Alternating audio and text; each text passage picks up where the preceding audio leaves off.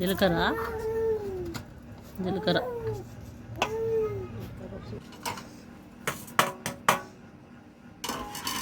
First పచ్చిమిర్చి జీలకర్ర వేసి దంచాలి.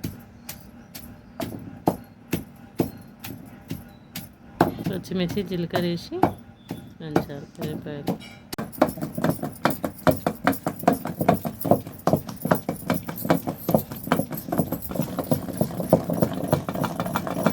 ఎల్లిపాయలు కొత్తిమీర ఈ పేస్ట్ అయింది.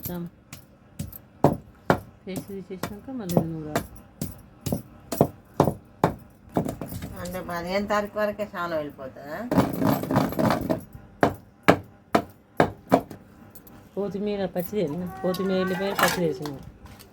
పచ్చి వేసి మళ్ళీ టమాటాలు వేయాలి.